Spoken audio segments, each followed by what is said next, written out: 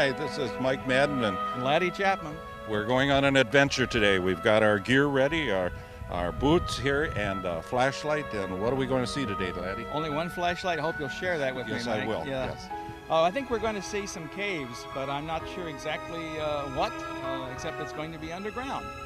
Cherney Maribel Caves can be found on the web if you want to check it out. We don't know what we're going to find for sure, but I'm hoping we don't get too muddy.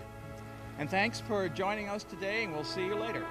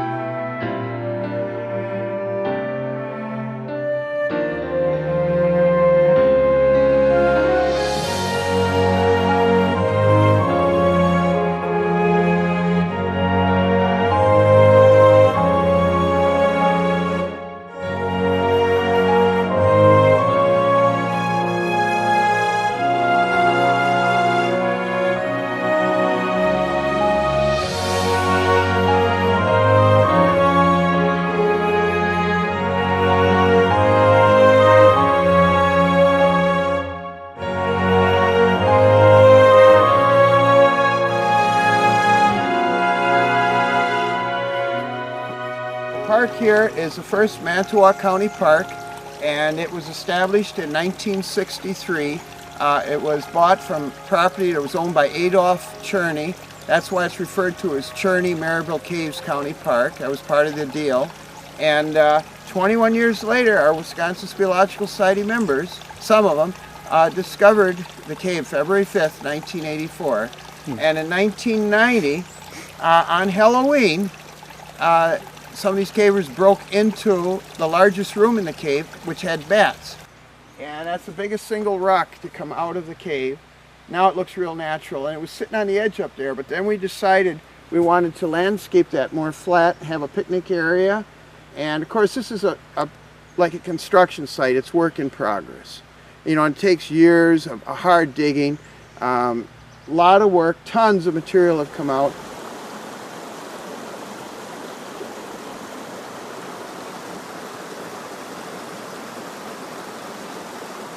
This is the West Twin River, and it combines with the East Twin River, and everyone's heard of Two Rivers. That's where it goes. If you keep on going, it winds through Manitowoc County and ends up at Two Rivers. Where we're located here is northwestern Manitowoc County. We're about a mile or two from the city of Maribel. Maribel exit is the closest, and Denmark would be the next exit up. There used to be a spring house right here. And they had waterfall, bottling plant. You can see part of the wall up there. And over behind the trailer, when you go back up, is where they had the horse stables. They burned about 1916. The hotel was built by a Steinbrecher, and that was in 1900, Maribel Caves Hotel. And around 1918, right in there, it discontinued as a hotel. I do believe it went into the 20s, but it's questionable. And then it wasn't used until 1933 when a bar was used. And I remember the bar in the basement. And then in 1985 they had a very bad fire, and all you have is the gutted remains of the building. Al is our Wisconsin Geological Society librarian, and he's an expert master at our WSS website at wisconsincaves.org. There are other caves in here. There are spots where the feather frost does come out. There is a smaller one called Aqua Dulce up in this area, and I'm not sure which one, but it's more of a crevice cave.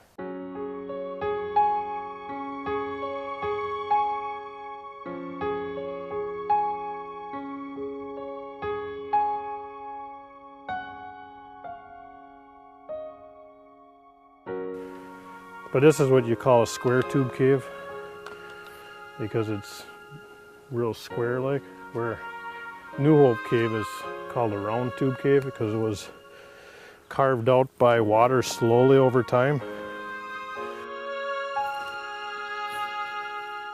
Not a hard part getting down. Yeah.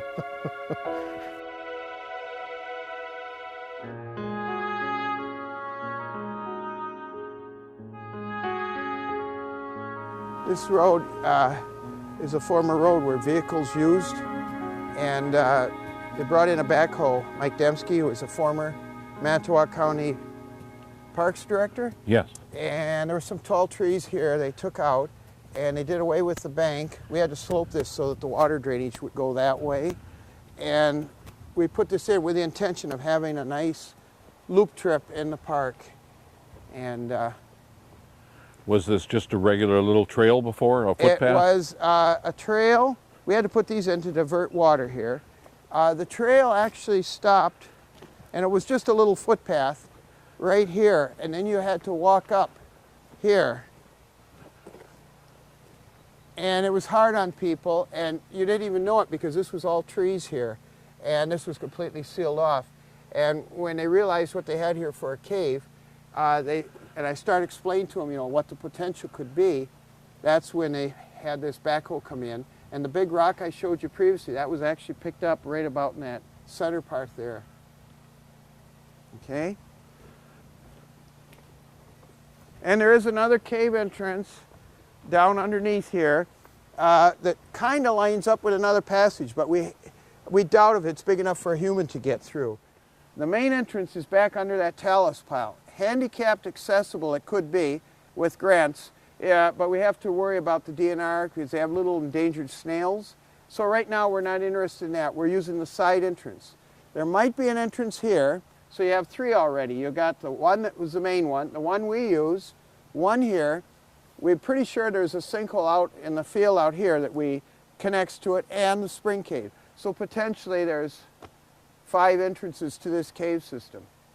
And it's called Maribel New Hope Cave. Today's a work day here, so that's why you see all the materials out, and these are benches. This is really interesting. These old benches came from the Manitowoc County Fairgrounds, and one of the guys here was able to bring them here. And this is very typical of the old show caves, those that are open to the public that you'd see out east, and you'd see benches like this. So it just made me smile when I see that. Plus we have the walk-in entrance. And our tours are every 3rd Sunday of every month from May through September, and the 2nd Sunday in October. We move it up a little, kind of connect it with the fall colors. And normally, if we don't have any water problems, and that, here again, that can change, normally we're ready to go at 10 in the morning till about 3 in the afternoon. Sometimes 3:30, but I say 10 to 3 because you know how things can get pushed back. This here is the original entrance to the cave. It was just a real tiny opening way up on top, and you couldn't even get a person in. But it was a real cold day, and hoarfrost we noticed, and so anyway, I wasn't there at the initial discovery. It was another couple of our members. But they dug in a ways. There was a little dome. They kept on digging. Eventually, we just kept digging the floor down, and in more recent times, I talked to Bay Ship up in Sturgeon Bay, and they were most generous in donating heavy plate steel. Now, we had an original gate on there further in. It was a shorter gate. It didn't hold. We had trouble with vandalism, and people come down here, and it's kind of a remote area here in northwestern Manitowoc County. So anyway, we bought this gate. Nuker, Robert Thompson, who used to work for Tim Grawl, Sturgeon Bay, a marine architect, he's the one that fabricated it, courtesy of John Soule of Northeast Wisconsin Technical Institute in Sturgeon Bay. And when they first broke into what we'll call the Halloween room, there were bats already in there. Bats can go through an opening size of a dime or larger, depending, you know, the little brown bats and that. And so we know there's got to be probably crevices here. This bluff here is about 25, 30 feet high. And so on this gate here, we got different latches that we can use depending on levels of security. And it works real well. It's a very effective gate. We also, because of water problems, we create a little spigot inside where we have buried pipe through here. And this is all part of the Niagara escarpment, the Dolo stone that It's goes... an outlying part of the Niagara escarpment. And over High Cliff State Park, that would really be the main Niagara escarpment. That runs right up into Door County. Absolutely, and right on around Niagara Falls in New York State. This is the original county park from 1963 for Manitowoc County, 75 acres. Adolph Cherney was the one. They worked out a deal with him, and he wanted that the Cherney name be in there as part of the deal. Was he a local farmer? He was a local contractor. All right. And very well known, and Adolph Cherney. And so it's Cherney Maribel Caves County Park. And this is one of 6 what we call show caves in Wisconsin. Now this one and the one at Ledgeview south of Chilton are semi-developed. By that I mean you do have facilities for people to walk in. In fact, the door is 7 foot, 4 inches high. We've done a lot of work modifying the rocks for a pathway through the cave so you don't have to climb. There's more walking passage in this particular cave than any cave in the entire eastern half of Wisconsin. Horseshoe Bay Cave is longer up in Door County. It's 3,103 feet, but you got to crawl through most of it. There are some big rooms. And this cave here was discovered on February 5th, 1984.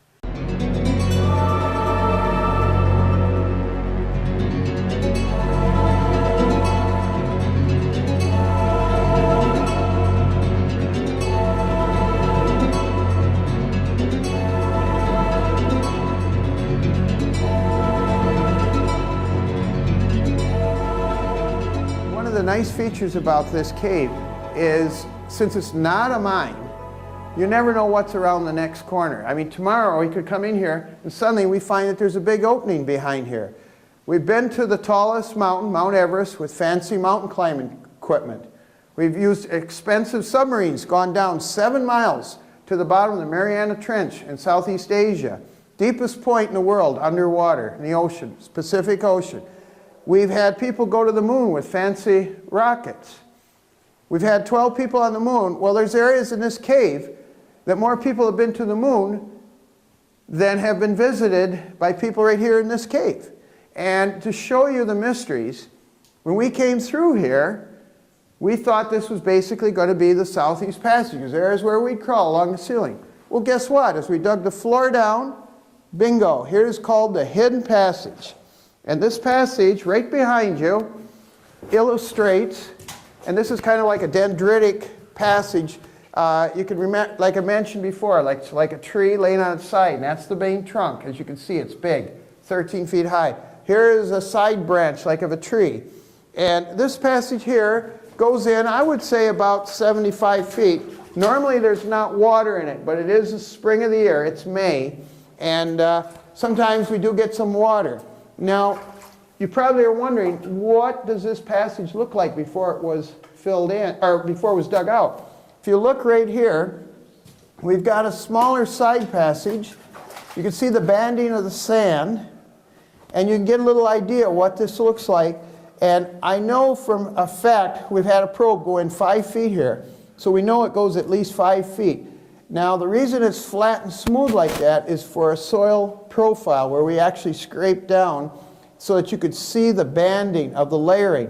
So if this is a vadose or a stream-formed cave, wash deposits would come in and form layers. And you could just see geologically the different layers of sand and how they've been deposited. Is this a tree root right That is a tree root, correct. And in Africa, I know that some tree roots go down 40 feet or more just to get water. And believe it or not, there's a cave not shown to tourists, but the largest underground lake in the world, of all places in the country of South Africa, which is generally arid. So we worked in here for a while today, and eventually this is probably going to connect up with the West Passage. This would be a typical passage for kids to explore.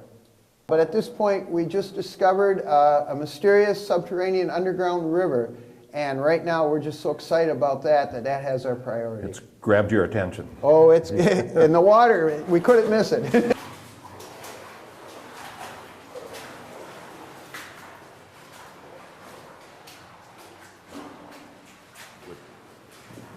I don't mind getting wet. You can either. film as you're going along, you get an idea. Now, we're gonna let Brian and I'll let you go through. I'll tell you what, if you wanna walk first and film as you go, notice the subterranean river passage. This is a part of it, but not, it's a side branch. You wanna? No, you go ahead. And anyway, this was parts, there were rooms here that you could break into, like here on the right. And this is very unusual in Wisconsin Cave to see a natural pillar, and that's it. And the little stalactites, see them up there on top? On this side, you can just see some of them. And they get much bigger and better in the back. We're going now into the West Passage. There's a former dirt level, see the layers of the calcite ridge?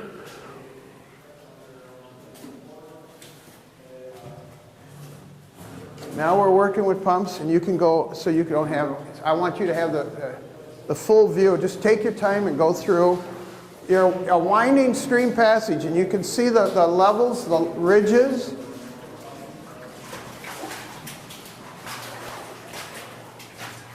Very unusual to be in northeast Wisconsin and have a cave with this kind of walking passage. And we got cavers here that are working, trying to pump water out. They're working on an underground dam. And you can hear the waterfalls in the background. And what we have here, where Al and them are going, before we go any further here,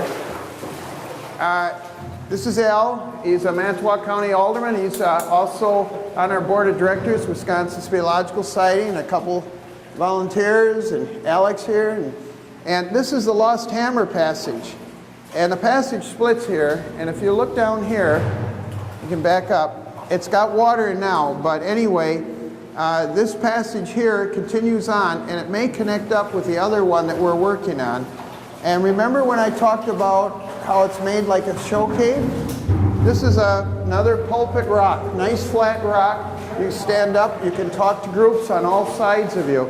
So I mean, it's a perfect situation here where you can have groups completely around you as you lecture, and everyone can hear you and see what you're presenting. What's that booming sound here?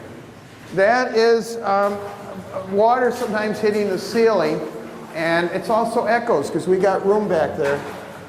This way is The hoses you look at are sump pump hoses.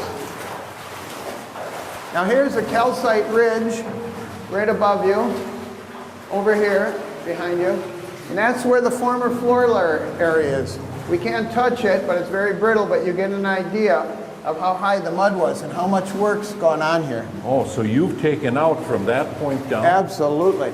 We're talking 6 feet of mud. Correct. A lot of work. Wow. 46 degrees year-round here, about 90% relative humidity. Here's one of the devices right here that they use for taking stuff out. And you put your buckets in here, and it rolls on a wheel. Very ingenious. And here again, Brian Kleiss, he's a landscaper from Appleton, and he designed that. Here is the beautiful formation passage. And you can see the formations here. We just got to be careful we don't hit any of them.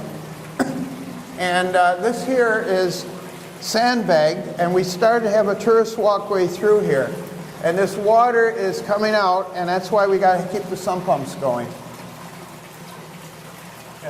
But last Sunday, lo and behold, first time in over half a century caving, we started to have a wall giveaway here, and we figured there was a little lake here, so we thought, fine, let it come, we'll drain the room.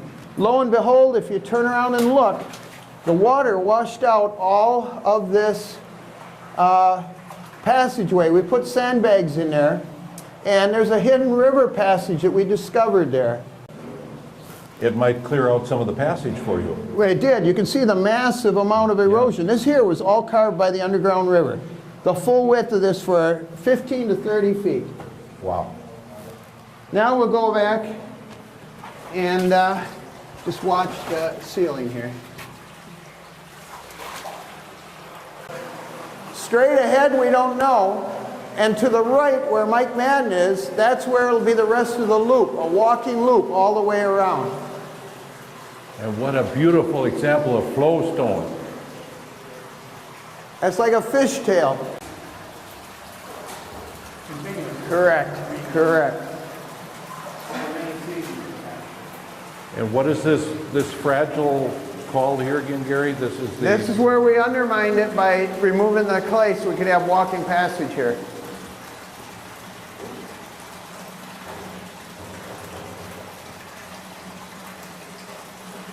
And we're seeing some stalactites up to 4 or 5 inches long up here. Exactly. There's hundreds of them in here.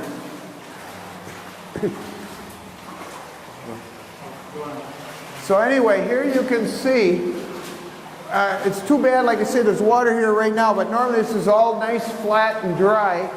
And you walk along in the passageway here. The potential for this exists in a much greater passage, the first 370 feet in Horseshoe Bay Cave in Door County. If it were all dug out, it would be probably twice as wide as this.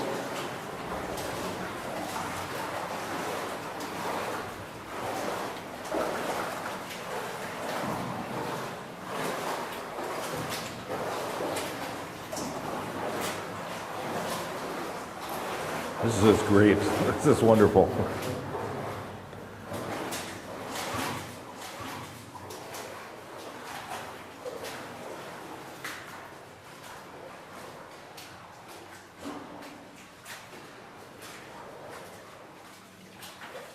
Cave is like a construction project where you got your power lines, you got your sump pump hoses. We also do power washing on the walls where we want to remove all the fine particles of clay and mud like here that sticks to this, and it brings out the true beauty of the rock. So at some point this will all get nicely power washed down, and if you turn and look here you can see some of it's been done. See all the natural beauty of the rock?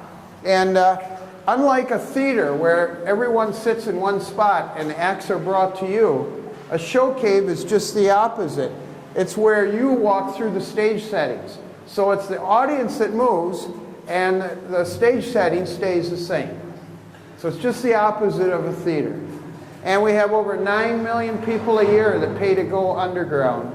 And the economic value is in excess of $144 million. 1 year in just the U.S. show caves alone. Gary? Yes. This was an underground river here that I'm walking in right now. Correct. And when you discovered this passageway, the mud was up to here? Correct. So you've taken out all this layer of mud, and this is the top of the mud that we're seeing. And at original explorers, they had no choice, but they had to chip through to try to squeeze to get through here to see what they had. And since then, we found out a much more effective way in terms if we want to move volume to be able to have it for the public, is to just take it straight down to the bedrock floor. So when you guys started at this, the mud, this was the only opening right here. That is correct. There's 3 or 4 inches right here. And now what's the significance of 3-4 inches? Think about it. Yes. What did we find in the Halloween room? Bats. Yeah. Bats. So And bats could move through, and that could be another entrance back there. We don't know. It could be up in the Halloween room. It's hard to say. When did you start digging out this part where I'm standing right now? It was after 1990, and we kept going. We've been doing it ever since 1984.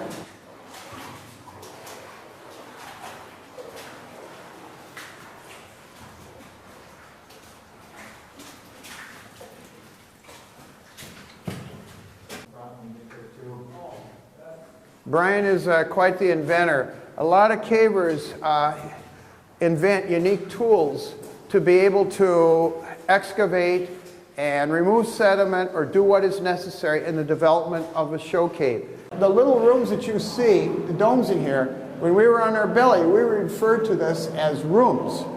And if you shine your light up here, you can see, and Mike, you might want to step back here and take a look at this too. This is a beautiful room. And I'm going to show you something else that's And really all that's unique. flowstone coming down. Correct. Now, this is unusual, what you're looking at, and I'm going to tell you why.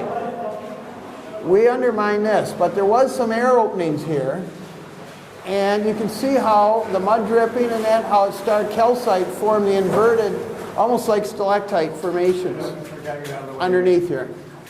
That's drip cups, inverted from the underside.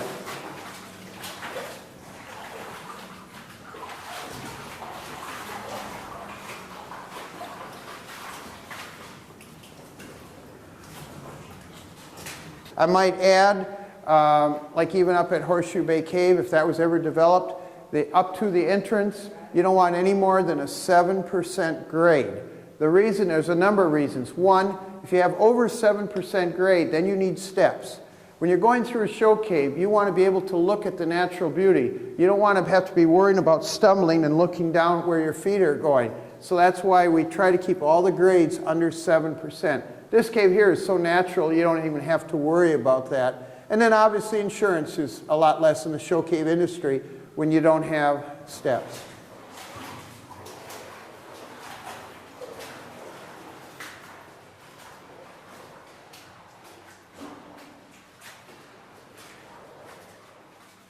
So flowstone is created with water highly enriched with calcite mineral. Yeah, being precipitated through the rock. And as it goes by, some of that precipitate stays there and that's flowing. Correct. And unlike a stalactite, it's more of a sheet that goes over the wall. And then we have also soda straws, which are stalactites that are hollow in the center, very brittle, easy to break.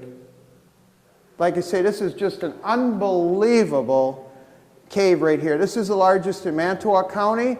Sheboygan County, Kewaunee County virtually have no caves. Brown County has some sea caves.